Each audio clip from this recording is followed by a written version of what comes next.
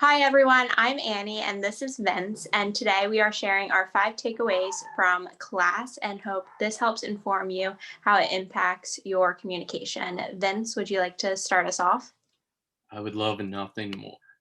The first big takeaway that we have is the culture as a skyscraper.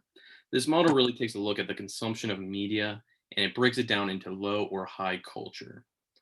As we see from the graph, reality TV tends to be on the low end of culture, whereas theater and the fine arts tend to be at the high end of culture. This becomes dangerous when we start to look at people differently based on what they consume for entertainment and enjoyment. This model shows the danger of media consumption becoming classist. People who may watch low culture TV may not be able to afford a night at the theater. Now, I'll show you a low end um, viewing of culture and a high end of culture. Becca is the dream come true. Becca is absolutely gorgeous. She's like the girl next door, but the ultimate. She's got the looks, she's got the smarts. Breathtaking. We're all vying for Becca's heart, and this is a competition. You gotta do whatever it takes. We're starting off this competition hot. I'm here for Becca, and I'm here to win her heart.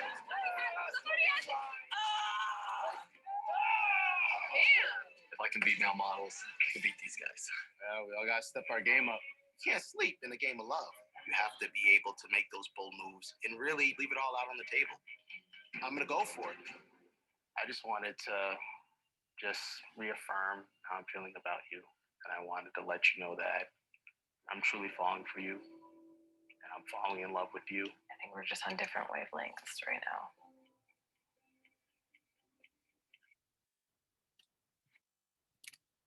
Wow. And now here's high culture.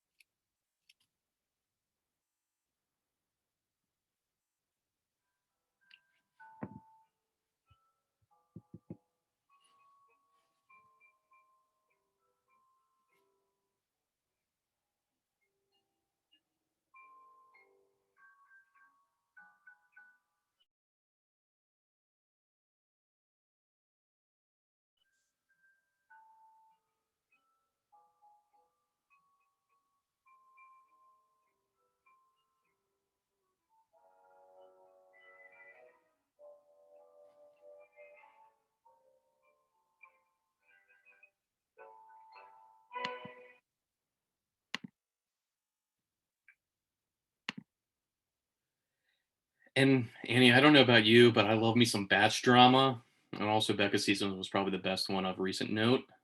But all jokes aside, it's relative to what is and isn't low or high culture.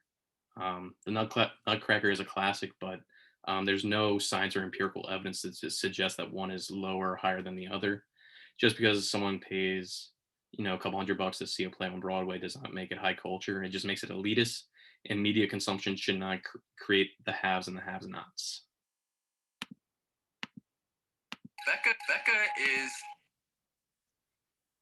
Another big takeaway for Vince and I was the digital divide. The digital divide is the separation between individuals who have the ability to buy computers and pay for internet where others are unable to have that same access. This can lead to many disadvantages due to everything being online, from making appointments with your doctor to getting the proper documentation for that to applying for jobs, especially right now during COVID-19 when everyone is working from home and taking classes online. If you don't have that kind of access, then you are unable to do those daily tasks.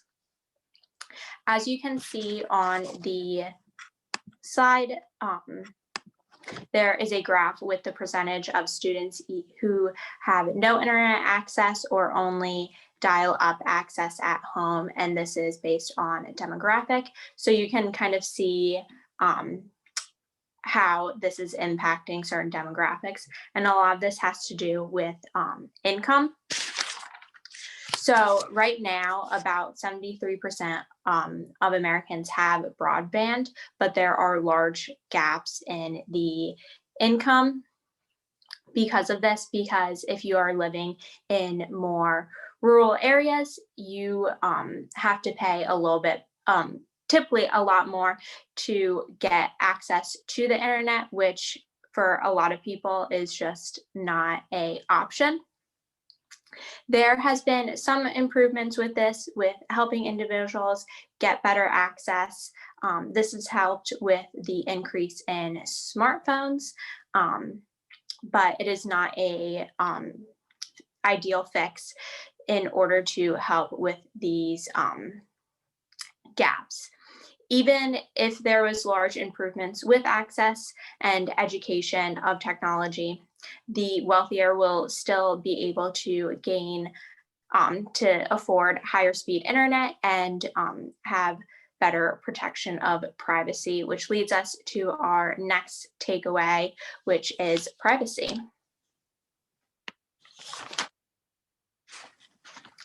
So I'm sure we can all relate to when we are talking with a friend about a product and then an hour later we get an ad for that product, leaving us kind of feeling a little worried and that our privacy is being interrupted. We are surrounded by technology, listening from our cell phones to having Alexas in our homes. In this small clip, you're going to be able to see why we need to be more aware and concerned about privacy on the internet and how it's impacting us. You're saying that if you're not paying for the product, then you are the product. Absolutely. It's absolutely true. That's Alan Henry from lifehacker.com. So first off, Alan, why should we care about internet privacy? Every time you click from one website to another, you click on a link to go to the next page, that's information that people are collecting about you. That kind of information that you may think is meaningless is the steam that powers a lot of companies. Oh, so if I don't want my personal info to be used by other people to make tons of money, what can I do? The first step is really for people to understand the transaction that they make when they get something shiny and new that's free. So when you sign up for a new account at whatever service, read the terms of service at least as much as you can. What is it that you're giving up? Could you give me an example? Like, what if I sign up for a photo sharing site? Well, congratulations. Those photos are now owned by that company. They can be used in advertising efforts, even if those are photos of you and your family.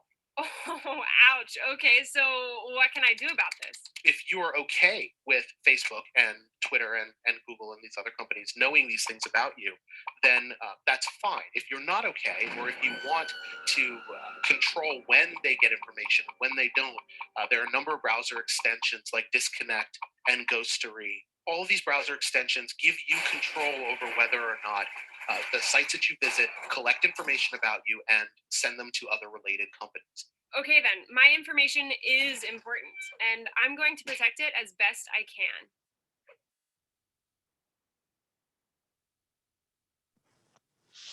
So as you can see, big companies can earn a lot just by you browsing their websites. For example, Facebook is one that collects every like and share you make on their website, which they then sell to advertisers that help give you the ads that come up on your feed.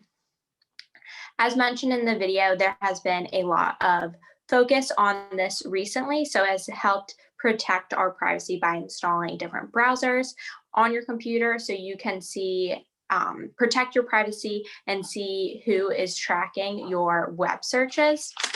However, this is not, you can't escape the apps and updates on your phone by the terms and conditions that typically we don't read a lot of the time, and them wanting to have access to our photos and microphone when a lot of the times those apps aren't needed in order to work.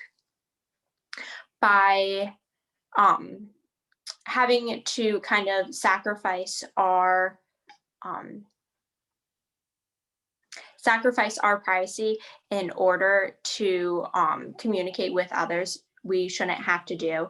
But in the meantime, we need to be aware of these issues and to start reading those terms and conditions to better be aware of really what we are signing away to. And the next thing we want to cover is agenda setting theory. At its core, agenda setting theory states that media does not tell us what to think, but rather what to think about. The media tells us what stories are important, and that's how we get our news. It happens on TV and it happens online as well. Everything that we see and consume is indeed intentional. And as this graph points out clearly, consumers still have a direct connection with reality, yet all the agendas from the media's agenda to the public agenda, the policy agenda, miscues our perception of reality. There are countless examples of agenda setting theory. One would be how climate change is never really covered in mainstream news. Another would be your local news channel in an urban area. They'll cover the gun violence that usually happens in your city. Even the images used in the news coverage is agenda setting theory. Agenda setting theory also deals with framing and how biases and misperceptions can influence how people perceive things. And this image clearly shows that they're trying to frame the people who committed the crime, right? So you have three college kids, white kids, that committed a burglary crime. They're dressed up nice, they're in their suits, they look like good kids. And then you have four black gentlemen with their mugshots looking distressed and disheveled. And that's intentional, definitely. This also ties into our next topic, which is TV and ownership. As we can see there's only really 6 major companies who nearly own all the media that's available for us to consume. Viacom's owned by CBS, so it's really only 5, but they own all the subsidiaries, which includes Access TV, all the BETs, all the MTVs, all the Nickelodeons, Paramounts, and so much more. Disney owns ABC, all the ESPNs, A&E, all the Marvel movies, Vice, History Channel, and a lot more. Time Warner owns all the HBOs, TBS, TNT, CNN, part of Hulu, True TV, DirecTV, and AT&T, and a lot more. GE and Comcast nearly have a 50-50 partnership. I think it's 51-49 leaning towards Comcast, but they own all the NBCs, part of Hulu, the NHL and MLB Network, Fandango, Bravo, USA Network, DreamWorks, Universal Networks, Xfinity Network, and the Weather Channel. And News Corp just owns all the Foxes in 20th Century, Fox Films, Big Ten Network, National Geographic, New York Post, Wall Street Journal, a lot more mediums. Now, I have a cute little video about Disney.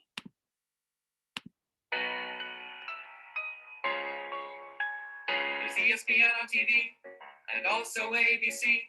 Skywalker Sound, Industrial Light, and Magic, Star Wars. There's Muppets and Marvel too, and also Winnie the Pooh. We basically own what makes you feel nostalgic. Slant rhymes, Disney World and Land, a Disney in Japan. There's a Disney store in every single mall. We won't stop until we own it all. Just picture Iron Man hanging out with Hannah Montana, a match that's made in heaven with lightsabers. Or take Monday Night Football and cross it with Up and Wall. Eventually we give them all lightsabers. A lonely lightsaber and a house full of lightsabers. The Lightsaber Bachelor coming this fall. We won't stop until we own it all. I wanna have a lollipop. Well, now we own a lollipop. I wanna pet a puppy. We just bought the rights to puppies. I wanna fill this empty void inside my heart and soul. I cannot help you there, but we just bought the Super Bowl. We did it. We own everything. Now we own the Beatles, the works of Don Cheadle. We even own the tiny town of Mudville. What's that? We own the Eiffel Tower and every bath and shower. We even bought an out-of-order Spud Mill. French fries. We even own the phrase we own the phrase. We guess our small world isn't very small. We won't stop until we own it all. And now we do.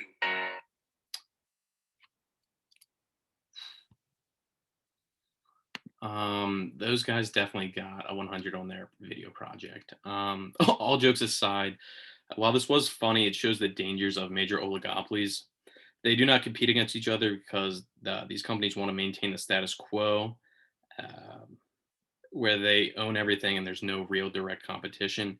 And even when there is direct competition, they'll just buy them outright. LOL, this isn't a free market, and these companies control nearly everything that we consume, and we are the losers because there's no real choice with what we consume, and these companies just get richer. And the real scary part is we don't control what we consume. We kind of have a choice, kind of, where we are basically choosing from 5 companies. And that's it. And here's our works cited. And here's another part of our works cited. I'm going to stop sharing my screen to conclude.